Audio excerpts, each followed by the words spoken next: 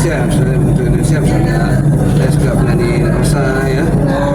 Rosa. Saya suka sekali ya suara Indonesia dan lagu-lagunya itu ya slow ya dan ya, bikin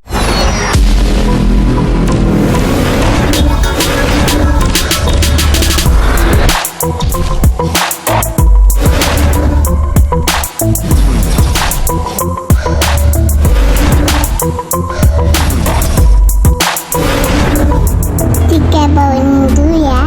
Ada. ya saya Rusli Zainuddin ya saat ini berkarir di bidang musik ya. Perjalanan karir saya sebenarnya sudah cukup lama ya. Sejak SMA saya suka dengan lagu-lagu ya, dan suka tanggal lagu ya seperti di Pusat ya, di beberapa radio radio kita dan Prambos seperti itu ya. Ya, waktu itu saya sudah senang sekali dengan musik dan akhirnya mencoba untuk membuat lagu gitu ya, walaupun ya saya tidak pandai dalam hal mainkan musik ya, hanya sekedar saja gitu ya. Nah, waktu itu saya coba membuat lagu dan kisah-kisah menawarkan ke perusahaan rekaman ya, tapi ternyata karena lagu saya masih tingkat dasar sekali ya, gitu, jadi belum tidak bisa diterima ya, jadi diberikan di perusahaan rekaman itu bilang coba diperbaiki lagi dan nanti datang lagi gitu. Tapi begitu saya datang lagi saya sibuk ya, diterima di UI ya untuk kuliah. Akhirnya saya menjalani kuliah terus ya sampai selesai dan tetap mendengarkan musik dan tetap ya membuat sedikit lagu, tapi belum berani untuk melakukan rekaman ya. Akhirnya tahun 2022 baru ya saya berkesempatan untuk ya melakukan rekaman lagu saya sendiri ya, menyanyikan lagu saya sendiri ya, itu bersama namanya Udaruli ya. Ya, saya membantu proses rekaman saya yang judulnya Menjadi Kupu-Kupu. Setelah itu ya lanjut ya, dalam beberapa bulan kemudian ya saya bikin lagu lagi dan ya sampai single keempat ya saya bikin bersama Daruli ya. Setelah itu saya bikin lagu dengan saya ingin variasi ya dengan arranger yang lain ya, di antaranya dengan Pak Denny ya. Pak Denny lalu membuat beberapa aransemen lagu saya dan saya lalu melakukan rekaman ya di perusahaan rekaman. Yang sering saya melakukan rekamannya di Astro Studio ya. Kemudian lagu tersebut saya ini kan ya upload ya di beberapa musik digital ya, di antaranya di Spotify ya, kemudian di YouTube dan juga di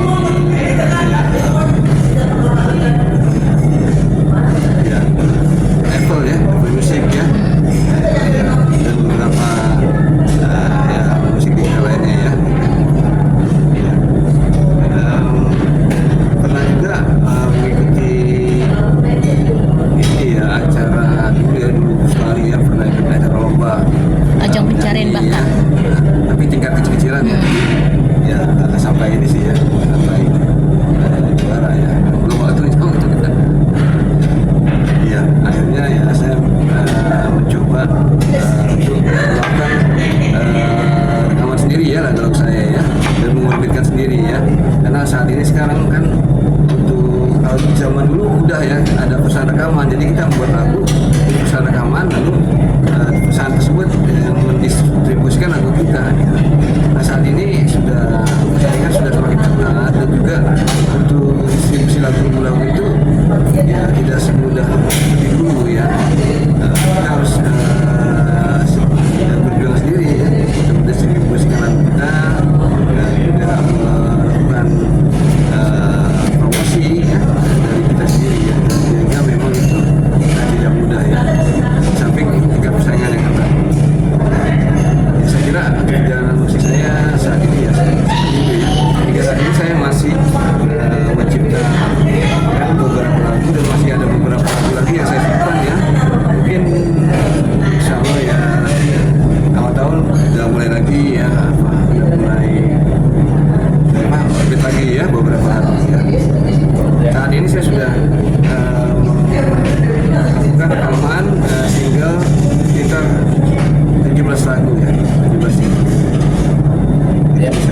lihat di Spotify, YouTube dan lain-lainnya. Yang lebih condong ke pop sih ya, udah musik pop ya, senang gitu ya. Tapi ada yang divariasikan yang musik saya itu ya, ada yang ke arah jazz, agak jazzy ya, ada juga yang agak rock gitu. Jadi sebenarnya variasi juga gitu, supaya pendengarnya itu tidak jenuh ya, satu genre saja gitu. Ya. Karena saya juga tidak hanya menyukai satu jenis musik, tapi menyukai beberapa jenis musik tersebut ya. Selama berkarir total udah berapa tahun Pak? Ya, jadi dimulai 2022 ya. Nah, sekarang 2024 ya, sekitar 2 tahunan. Sekitar 2 tahun. Iya. Apa sih Pak yang bikin Bapak mencintai musik gitu sampai pada akhirnya gue harus ngeluarin karya-karya gitu?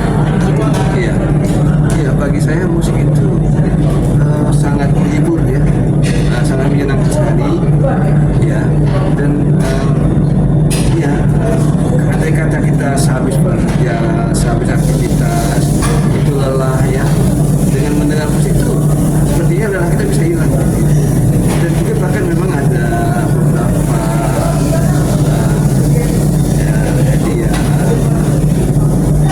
beberapa laporan ilmiah ya yang menyatakan bahwa musik itu juga berperan dalam hal sebagai terapi penyembuhan ya.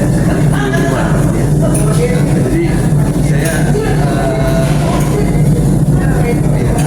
sangat senang ya mendengar musik, karena dengan mendengar musik itu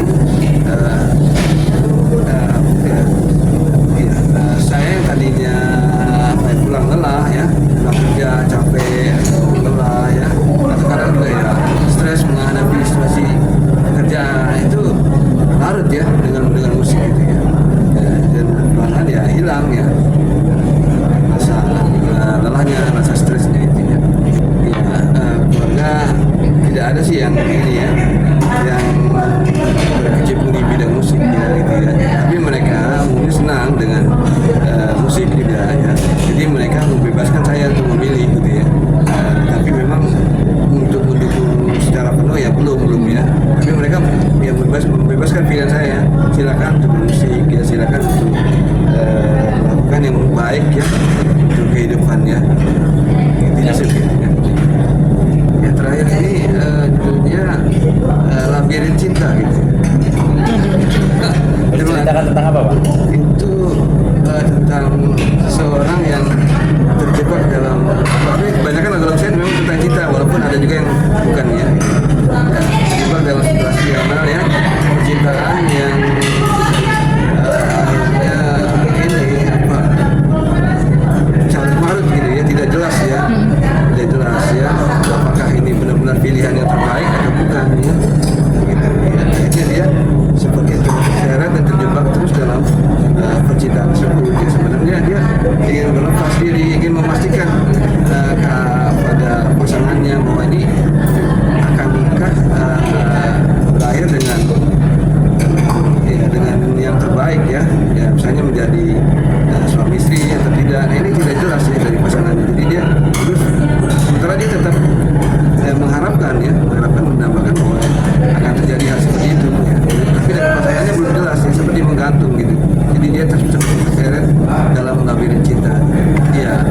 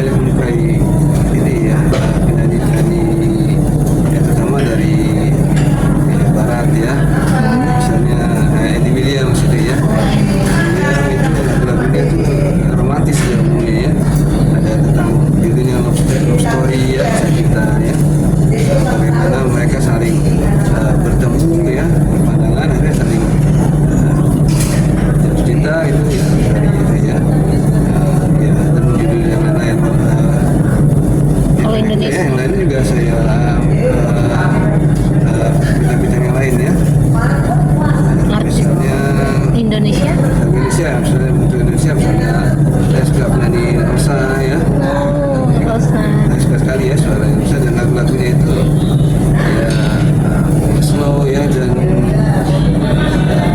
bikin ya menyejukkan lah gitu ya suaranya. Pak, dari karya dan lagu-lagu yang Bapak ciptain, ada nggak sih yang relate sama kisah hidup Bapak? Iya, iya. Ada sih ya. Iya. Ada itu yang Judulnya? judulnya itu Satu Pelukan. Iya. Itu Tahun berapa Pak cerita diciptakan? tentang seseorang ya. Saling pasangan suami, pasangan kekasih ya, yang akan pergi ya, itu dia memberikan suatu tanda-tanda sinyal bahwa dia ingin meminta satu pelukan. Tapi pasangannya itu karena kesibukan ya, karena ya ketidakpedulian gitu ya, sehingga dia tidak peduli dengan pesan yang tersirat dari permintaan dari pasangannya itu ya. Hanya untuk memeluk satu kali saja, dan akhirnya pasangannya itu keburu dipanggil oleh Yang Kuasa ya, dia keburu pergi dan meninggalkan dia, dan disitulah dia baru melakukan penyesalan sangat dalam ya, kenapa dia tidak melakukan ya permintaan terakhir dari satu kasihnya itu seperti itu. Ada yang sedikit saya alami gitu ya. Ya mungkin Pak harapannya